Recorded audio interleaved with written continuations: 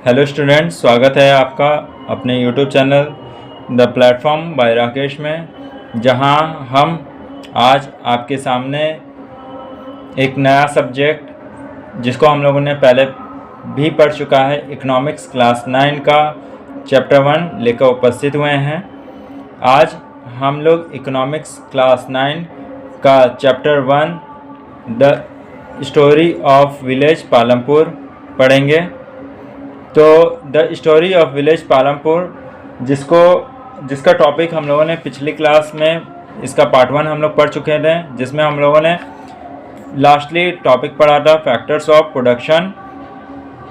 आज हम लोग फार्मिंग इन पालमपुर पढ़ेंगे। तो आज हम लोग फार्मिंग इन पालमपुर में लैंड इज फिक्स्ड टॉपिक है, लैंड इज फिक्स्ड, इस टॉपिक को हम लोग पढ़ेंगे।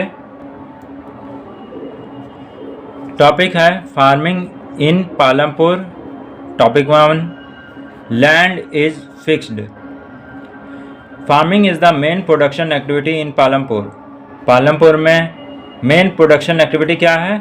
फार्मिंग। जैसे जैसे मैं इसको आपको अंडरलाइन कर रहा हूँ, सर्कल कर रहा हूँ, आप लोग भी कर लीजिए। इन पॉइंट्स को आप कॉपी में लिखकर याद भी कर सकते हैं, जो कि इम्पॉर्टेंट भी हैं। उसके बाद है 75% of the people who are working are dependent on farming for their livelihood. तो 75% कितने परसेंट लोग हैं पालमपुर में? तो 75% लोग जो हैं जीविका के लिए पालमपुर में कृषि पर डिपेंड करते हैं। दे कुड बी फार्मर्स और फार्म लेबरर्स। वो किसान भी हो सकते हैं या फार्म लेबरर्स भी हो सकते हैं। The well-being of these people is closely related to production on the farm। और इन सभी लोगों में से जो हैं वो क्लोजली, मतलब कि ज़्यादातर लोग जुड़े हुए हैं किससे? फार्म पर वो खेतों में क्या करते हैं? उत्पादन का काम, प्रोडक्शन का काम करते हैं। But remember that there is a basic constant in raising farm production. लेकिन ये भी याद रखना है आपको कि कृषि उत्पादन को कैसे वहाँ पर बढ़ाया जा रहा है। Land area under cultivation is practically fix. वहाँ पर लैंड एरिया, देखिए सबसे पहले हम लोग इसमें पढ़ेंगे हम लोग कि कैसे वहाँ पर उत्पादन को बढ़ाया जा रहा है। जैसे कि आप लोग जानते हैं कि पालमपुर की जितना जगह है वहाँ पर खेती हो रहा है, लेकिन उसमें उत्पादन को कैसे बढ़ाया जा रहा है। तो यहाँ हम लोग पढ़ेंगे land area under cultivation is practically fix. वहाँ पर जो लैंड एरिया है कल्टीवेशन के लिए, खेती के लिए, कृषि के लिए, वो फिक्स है। Since 1960 in Palampur there has been no expansion in land area. और 1960 से ही पालमपुर में there has been no expansion in land area, कि वहाँ की जो ज़मीन है वहाँ पर उस ज़मीन में किसी तरह का कोई विस्तार नहीं हुआ है, ज़मीन को बढ़ाया नहीं गया है। There has been no expansion in land area under cultivation. तो कृषि के लिए वहाँ पर किसी तरह से ज़मीन को बढ़ाया नहीं गया है। By then some of the wastelands in the village. और तब से वहाँ पर जो कुछ बेकार पड़ी ज़मीन है गांव में, वेस्ट लैंड है, उस पालमपुर गांव में कुछ ज़मीन बेकार पड़ी हुई है, हैड बीन कन्वर्टेड, उसको कल्टीवेबल लैंड बना दिया गया, कि वहाँ पर उस ज़मीन को, जो वेस्ट पड़ी थी ज़मीन, उसको चेंज कर दिया गया जैसे कि वहाँ पर खेती की जा सके। There exist no further scope to increase farm production by bringing new land under cultivation. और वहाँ पर कोई दूसरा स्कोप नहीं है कि ज़मीन को बढ़ाकर खेती को बढ़ाया जा सके। The standard unit of measuring land is hectare. ये आपसे पूछ सकता है कि what is the standard unit of measuring land in Palampur. तो या कहीं भी आपको what is the standard unit of measuring land, तो आप बता सकते हैं कि वो है हेक्टेयर। तो यहाँ पर मैं आपको बता दे रहा हूँ कि 1 हेक्टेयर में 10,000 मीटर स्क्वायर होता है। 1 हेक्टेयर में 10,000 मीटर स्क्वायर होता है। 1 हेक्टर यहाँ पर बताया गया है, आप लोग बुक में भी देख सकते हैं कि 1 hectare equals the area of a square with one side measuring 100 metre. Square है तो स्क्वायर में वन साइड 100 है, तो इसका अगर हम लोग स्क्वायर का एरिया निकालेंगे साइड इंटू साइड, तो 100 इंटू 100 10,000 मीटर स्क्वायर हो जाता है। अब हमारे सामने सेकंड नंबर टॉपिक आता है, is there a way one can grow more from the same land. तो क्या कोई ऐसा भी तरीका, क्या कोई ऐसा भी रास्ता है जिसके द्वारा कोई व्यक्ति जो है एक सेम लैंड पर, एक ही ज़मीन पर और ज़्यादा फसलों को उगा सकता है।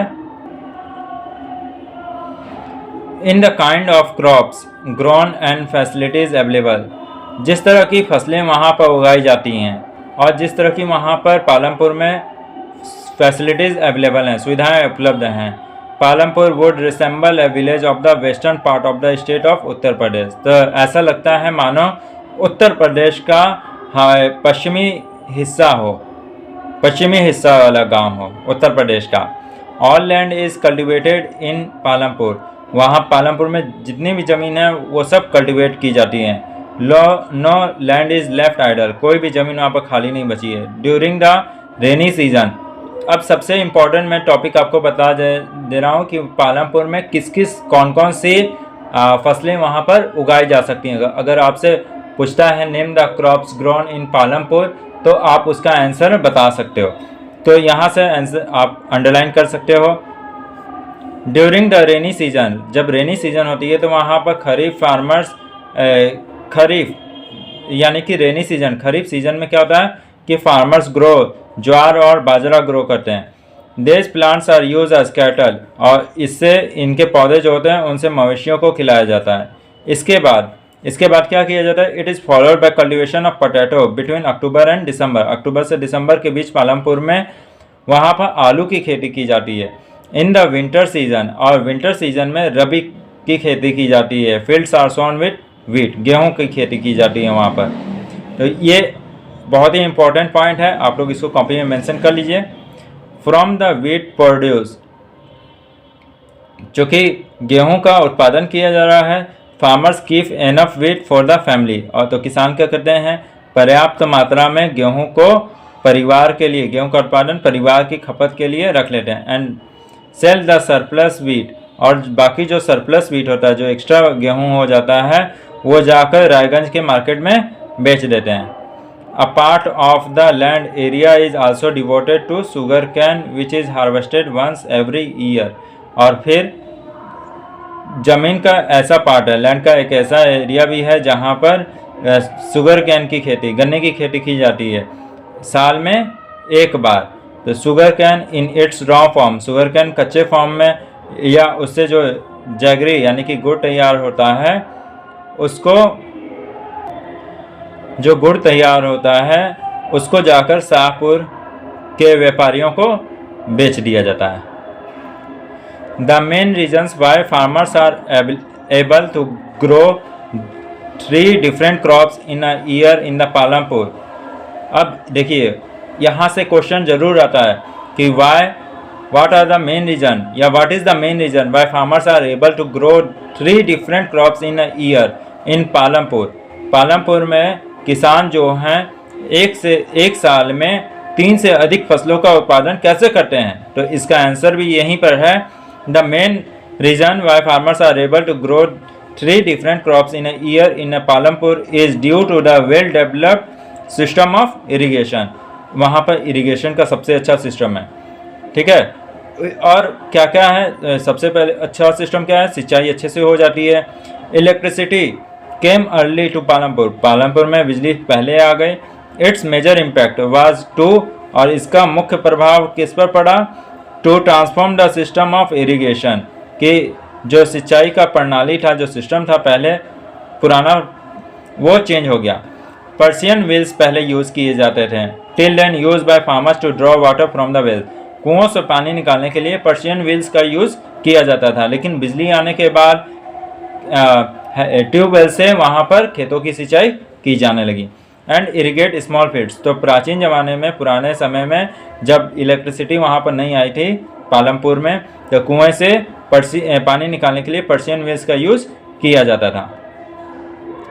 पीपल सॉ डैट, लोगों ने देखा, people saw that the electric run tube wells could irrigate, तो लोगों ने देखा कि बिजली से जो ट्यूबवेल्स को चलाया जा रहा है उससे सिंचाई, people saw that electric run tube wells could irrigate much larger areas of land more effectively, तो लोगों ने देखा कि जैसे जैसे वहाँ पर मतलब कि बिजली से ट्यूबवेल चलने लगे हैं तो वहाँ पर ज़मीनों को अच्छे से सिंचाई किया जा रहा है। Larger area of land more effectively, यानी कि बड़े पैमाने पर ज़मीनों की सिंचाई आसानी से की जा सकती है बिजली के आने से। The first few tube wells were installed by the government, सबसे पहले जो ट्यूबवेल्स था वो सरकार के द्वारा स्थापित किया गया था। Soon however farmers started setting up private tubewells, और जल्द ही लोगों ने प्राइवेट ट्यूबवेल्स लगाने शुरू कर दिए, जिसका परिणाम क्या हुआ, मिड 1970 तक entire cultivated area of 200 hectare, Palampur में 200 हेक्टेयर जो ज़मीन का एरिया था वो ट्यूबवेल से अब सिंचाई किया जाने लगा। तो यहाँ से आप लोग लगा सकते हैं,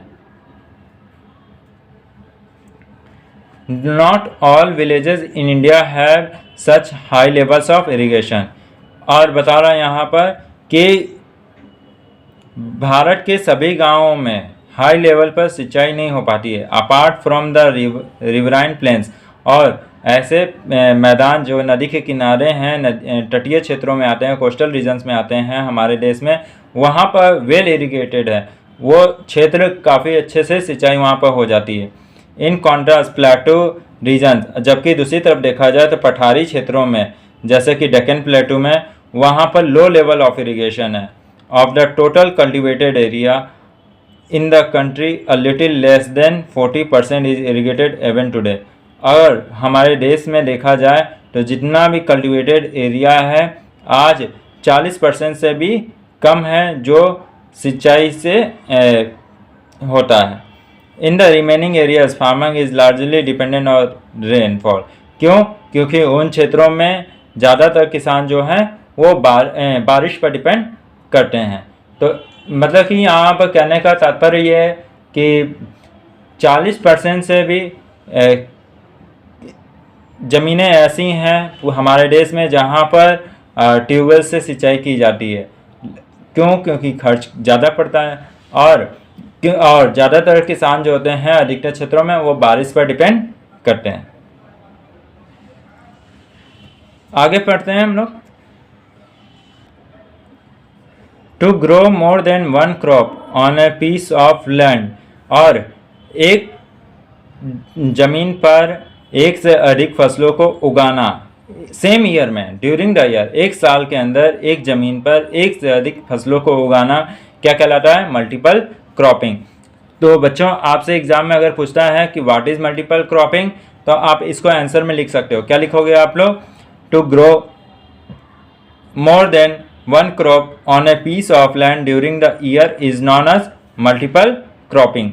it is the most common way of increasing production on a given piece of land, और यह एक अच्छा तरीका है, मोस्ट कॉमन सबसे ज़्यादा यूज़ किया जाने वाला तरीका है उत्पादन को बढ़ाने के लिए सेम लैंड पर। ऑल फार्मर्स इन पालमपुर, सभी किसान जो हैं पालमपुर में वो कम से कम 2 फसलों को उगाते हैं। Many are growing potato as a third crop, और लोग थर्ड फसल के रूप में पिछले 15 से 20 सालों से लोग थर्ड क्रॉप के रूप में पोटैटो का यूज़ कर रहे हैं।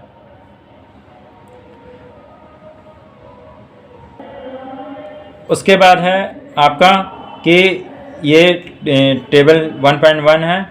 टेबल 1.1 में दिखाया गया है कि shows the land under cultivation in India in units of million hectares plot is on the earth। तो ये आपको काम का नहीं है, हम लोग आगे चलते हैं, इसके आगे चलते। ये है आपका पेज नंबर 4 जिसमें ये बार ग्राफ दिखाए गए हैं। तो हम लोग आगे चलते हैं और टॉपिक को देखते हैं। अगला टॉपिक को क्या है, इसका टॉपिक अगला topic, is it important to increase the area under irrigation. तो क्या ये इम्पॉर्टेंट है कि जो इरिगेशन के अंडर में एरिया आता है उसको बढ़ाया जाना चाहिए? क्यों? You have read about the crops grown इन पालमपुर। आपने पालमपुर में उगाई जाने वाली फसलों के बारे में पढ़ा है, तो इसके लिए ये जो ऊपर टेबल दिए गया उसको fill the following table based on information on the crops grown in your region. आपके अपने क्षेत्र में जो फसलें उगाई जाती हैं उसके आधार पर आपको ये जो टेबल आप देख रहे हैं इसको फिलअप करना है। तो खैर आप लोग इस खुद से कर लीजिए। आगे है, यू हैव सीन डैट। आपने देखा, you have seen that the one way of increasing production from the same land is by multiple cropping. आपने देखा, एक तरीका देखा कि कैसे सेम लैंड पर हम लोग उत्पादन को इंक्रीज कर सकते हैं, बढ़ा सकते हैं। कौन सा तरीका था वो तरीका है multiple cropping. The other way is to use modern farming methods. और दूसरा कौन सा तरीका है जिसके द्वारा हम लोग सेम लैंड पर उत्पादन को बढ़ा सकते हैं? तो आज आधुनिक कृषि के मेथड्स का यूज कर the other way is to use modern farming methods for higher yield. अगर आपको उत्पादन बढ़ाना है तो इसके लिए दूसरा तरीका क्या है कि आपको मॉडर्न फार्मिंग मेथड्स का यूज़ करना होगा। किस लिए? हायर यील्ड, उच्च उत्पादन के लिए, उत्पादन को बढ़ाने के लिए। Yield is measure as crop produce on a given piece of land. उत्पादन को मेजर किया जाता है, उत्पादन को मापा जाता है as crop produce on a given piece of land कि ड्यूरिंग अ सिंगल सीजन, एक सिंगल सीजन में कितना फसल का उत्पादन किया गया है उस जमीन पर, इसके अनुसार। टिल द मिड 1960, 1960 की सेंचुरी के मध्य तक the seeds use in cultivation were traditional ones. और तो जो बीज इस्तेमाल किए जाते थे वो ट्रेडिशनल सीड्स होते थे विथ रिलेटिवली लो यील्ड्स, जिनसे उत्पादन काफ़ी कम होता था। Traditional seeds needed less irrigation. Traditional seeds में क्या चाहिए था कि कम से कम वहाँ पर सिंचाई की ज़रूरत होती थी। Farmers use cow dung and other natural manure as fertiliser. तो किसान क्या यूज़ करते थे? गाय का गोबर और भी कई तरह से प्राकृतिक खाद जो कि फर्टिलाइजर का काम करते थे। All these were readily available with the farmers. और ये सब आसानी से किसानों के पास उपलब्ध हो जाते थे। Who did not have to buy them। और इन सभी चीज़ों को किसान खरीदते नहीं थे। यहाँ से आप लोग इसको अंडरलाइन कर सकते हैं।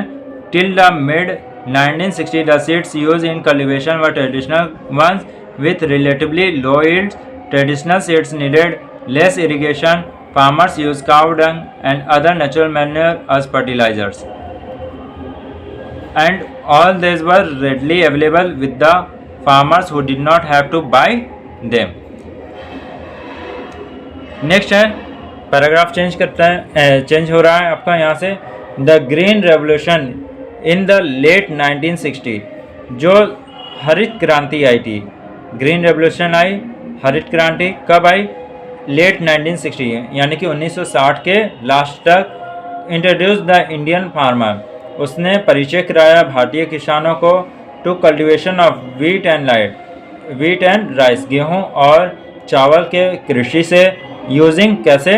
Using high yielding varieties seeds, उच्च किस्म के उत्पादन वाले बीजों से।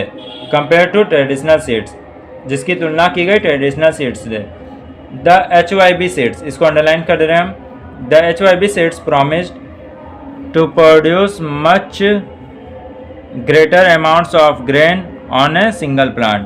तो HYB सीड्स से उत्पादन जो था वो बढ़ गया। To produce much greater amounts of grain, अनाज का उत्पादन बढ़ गया, अनाज की मात्रा बढ़ गई, और on a single plant. As a result, और इसका परिणाम क्या हुआ? इसका परिणाम हुआ कि same piece of land would now produce far larger quantities of food grains. कि सेम जमीन पर बड़े सेम ज़मीन पर अब उत्पादन जो होने लगा वो ज़्यादा मात्रा में लार्ज क्वांटिटीज़ में होने लगा अनाज का उत्पादन, जो कि पहले पॉसिबल नहीं था। HYB seeds however needed plenty of water। HYB seeds में पर्याप्त मात्रा में पानी की आवश्यकता होती है, जैसे लेकिन ट्रेडिशनल सीड्स में इरिगेशन की उतनी ज़रूरत नहीं पड़ती थी, लेकिन HYB सीड्स में इरिगेशन की ज़्यादा ज़रूरत होती है, पानी की ज़्यादा ज़रूरत होती है, एंड आल्सो केमिकल फर्टिलाइजर्स की ज़रूरत होती है, और and pesticides to produce best results, और कीटाणुनाशक दवाओं की ज़रूरत होती है ताकि अच्छे से इसका उत्पादन हो सके, इसके उत्पादन को और अच्छा किया जा सके।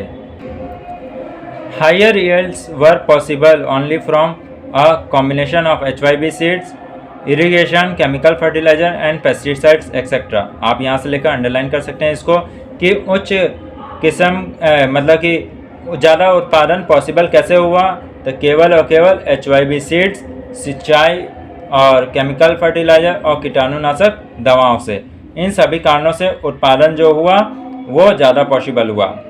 Farmers of Punjab, Haryana and western Uttar Pradesh, Punjab, Haryana और वेस्टर्न उत्तर प्रदेश के किसान जो थे वर फर्स्ट, वे लोग फर्स्ट थे जिन्होंने मॉडर्न फार्मिंग मेथड का यूज़ किया था इंडिया में। तो या इससे भी आप लोग अंडरलाइन कर लीजिए, पॉइंट आउट करके कॉपी में नोट डाउन कर लीजिएगा। द फार्मर्स इन देज रीजन्स, इन क्षेत्रों के जो किसान थे उन लोगों ने ट्यूबवेल्स लगवाए इरिगेशन के लिए, एंड मेड यूज़ ऑफ, और HYB सीड्स का यूज़ किया। इसके साथ केमिकल फर्टिलाइजर्स और पेस्टिसाइड्स का यूज़ किया गया फार्मिंग में। Some of them bought farm machinery, उनमें से कुछ किसानों ने क्या खरीदा, फार्म मशीनरी खरीदी, जैसे कि tractors, threshers, which made ploughing, जिससे प्लफिंग और हार्वेस्टिंग जल्दी से हो सके, जैसे खेतों की जुताई और फसलों की कटाई आसानी से जल्दी से फास्ट हो सके। They were rewarded with high yields of wheat, और इस प्रकार इसका परिणाम क्या हुआ कि उन्हें गेहूं का उत्पादन ज़्यादा मिला। In Palampur the yield of wheat grown from the traditional varieties was 1300 kg per hectare. Palampur के केस में देखा जाए तो गेहूं का उत्पादन पारंपरिक जो सीड से किया जाता था, जो ट्रेडिशनल सीड से उससे जो किया जाता था, तो मात्र 1300 किलोग्राम पर हेक्टेयर गेहूं का उत्पादन होता था। लेकिन HYB सीड्स के आ जाने से पालमपुर में the yield went up to 32,000 kg per hectare. अब देखिए पहले 1300 हो रहा था, HYB सीड्स का पालमपुर में जब यूज़ किया गया तो 3200 kg पर हेक्टेयर उत्पादन हो गया। इसे भी आप लोग अंडरलाइन कर लीजिए। There was a large increase in the production of wheat, और इस प्रकार गेहूं के उत्पादन में बड़े पैमाने पर उत्पादन बढ़ गया। Farmers now had greater amounts of surplus wheat, और किसानों के पास अब बहुत ज़्यादा मात्रा में एक्स्ट्रा व्हीट हो जाता है, जिससे कि बहुत ज़्यादा गेहूँ बच जाता है फैमिली कंजप्शन के बाद, और वह इस गेहूँ को, इस उत्पादन को जाकर मार्केट में सेल कर सकते हैं। तो आज हम लोगों ने ये टॉपिक पढ़ा। इसके आगे दिया हुआ है लेट अस डिस्कस, इसे आप लोग खुद से कर लीजिए, और उसके बाद आपको यहाँ पर सजेस्टेड एक्टिविटी दी गई है, इसे भी आप खुद से कर लीजिए। और फिर हम लोग third point, will the land sustain, इस पॉइंट को हम लोग नेक्स्ट वीडियो में पढ़ेंगे, नेक्स्ट पार्ट में पढ़ेंगे। आज आपके लिए ये पार्ट 2 पेज नंबर 5 तक हम लोगों ने टॉपिक 2 को पढ़ा, और नेक्स्ट डे हम लोग विल द लैंड सस्टेन्स पढ़ेंगे। तब तक